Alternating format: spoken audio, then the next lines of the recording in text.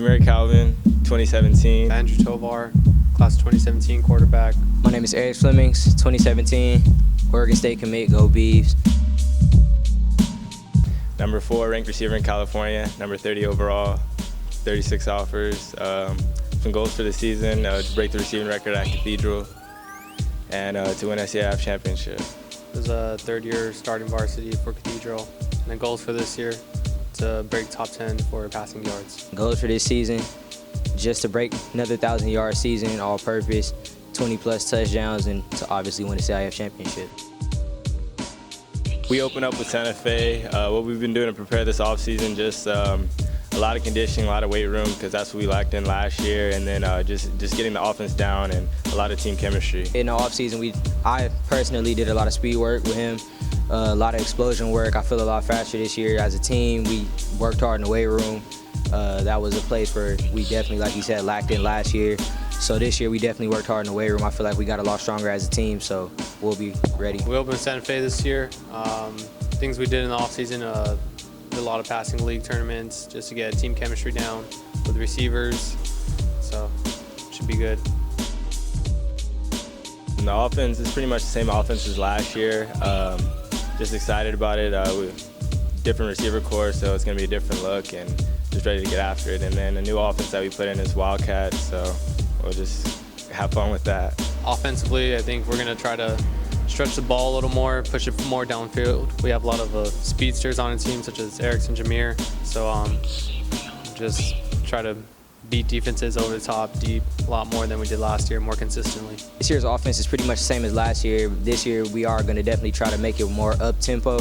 Last year, that was one of our goals. In some games we did, some games we didn't. We want to become more consistent with that. And then other than that, just having fun with it. It's a fast-paced offense. It's meant to be a fast-paced offense, so spread the ball around, give some guys some good looks, throw the ball a lot, score a lot of touchdowns. And like he said, we threw in some new stuff, some Wildcat this year, so that should be fun.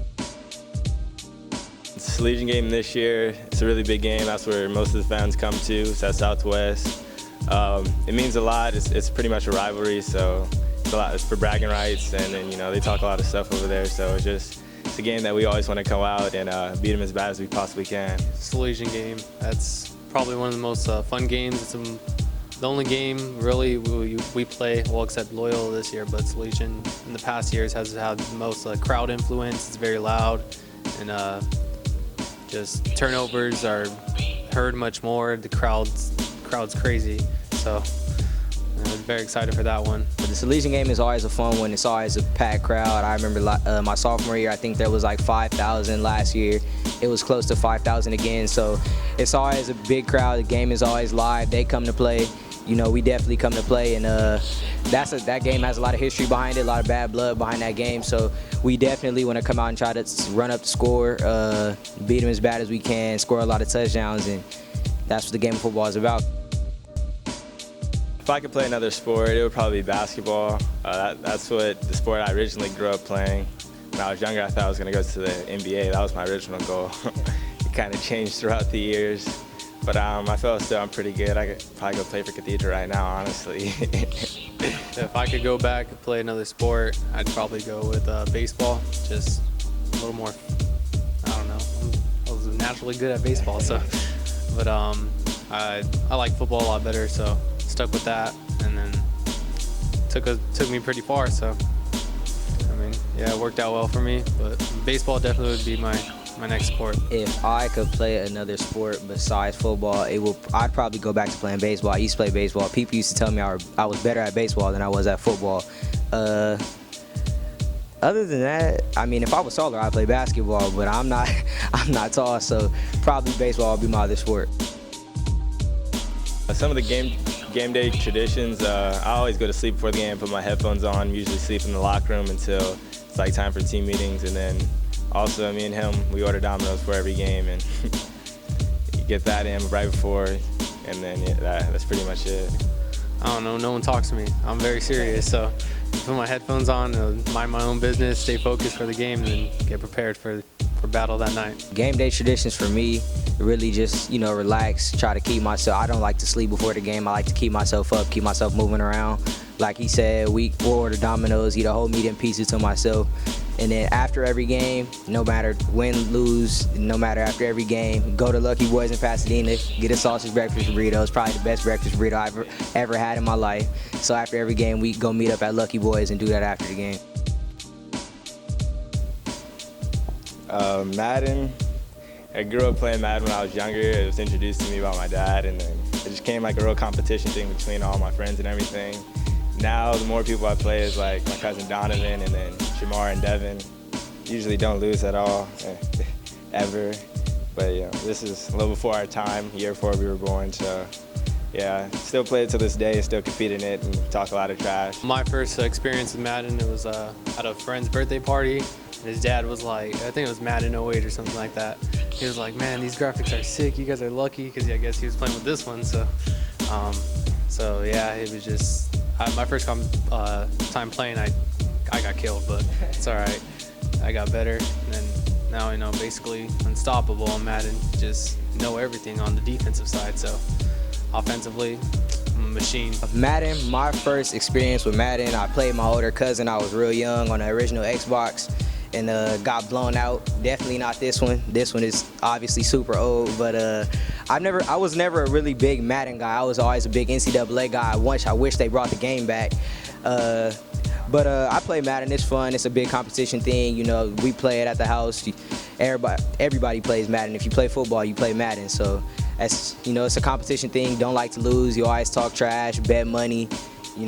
Madden tournaments could last all night. So. Something we just do as football players. If I can meet my sports idol, it would be Amari Cooper. That's who I look up to the most because of his route running ability and his playmaking ability.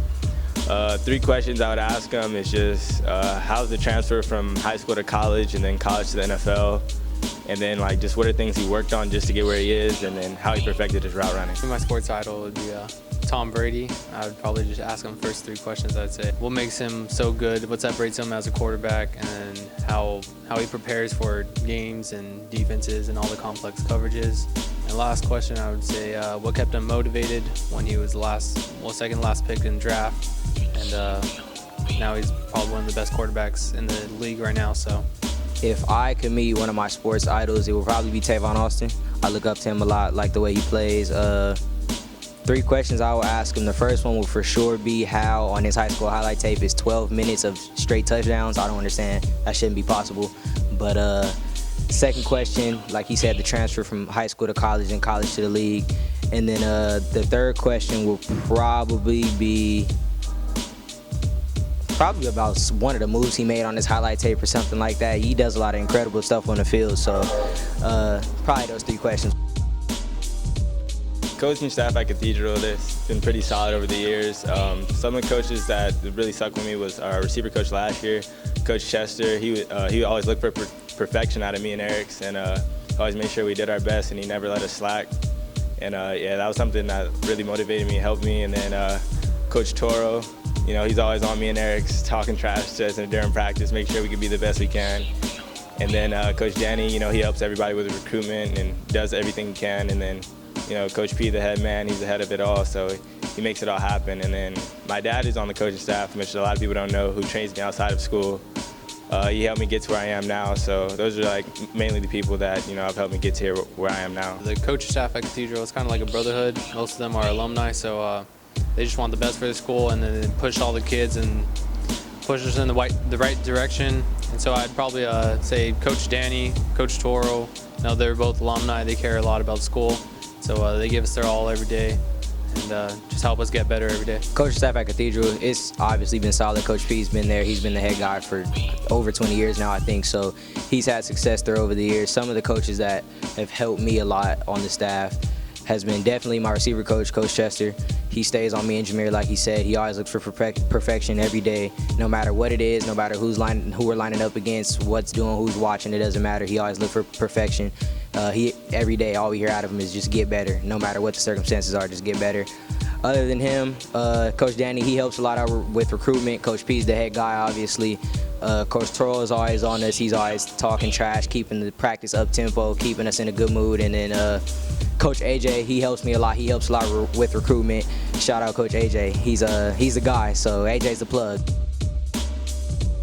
Thank you to all the Cathedral fans, all the people that have been here for me in my life, like my mom, my dad, my sisters, godmothers, Extreme Athletics helped me get here, Team D1, Brandon McPhee helped me get to where I am as a receiver, and Coach Chester. And then just pretty much anybody else that wants to see me make it, I appreciate it. Just want to thank all the coaches, all the fans, all the supporters, anyone that supports me. Coaches like Steve Clarkson that I have, he's my trainer, and my family, my mom, my dad, my sisters, and anyone else that helps me get as far as I can and push me every day. So just thank you guys. I give a big shout out to all the Cathedral fans and family. You guys are all the brotherhood, and you guys always take care of us, always look out for us and show a lot of support. So thank you guys. Other than that, just immediate family, my dad, my mom, you know, grandparents, cousins, people like that, aunties. Thank you guys for showing all the support. Coach Chess, hopefully you can make it back out. So thank you guys for all the support. Shout out to D1 Bound, man. Of course, they always hook it up with the gear, everything. My first encounterment with them was probably my freshman year when I was at Alamany. They used to come to all the games, and they used to show off my guy, Sean Holmes, my older cousin, a lot, and Stephen Mitchell, all the guys I used to look up to when I was there. So shout out to D1 Bound. My first encounter with them was back in like 6th or 7th grade. They were out at a camp when they just started, so known them for a while. Great dudes, just trying to get kids exposed, and so they're just really good people. A big shout out to D1 Bound. Thank you guys for having us out. My first experience with D1 Bound was probably when I first saw Dory's highlight tape, and he was out there doing some sick stuff when he was at Sarah. So they always show love whenever they come out to the games. You know, they always keep us on camera. We make a lot of big plays, so shout out to D1 Bound.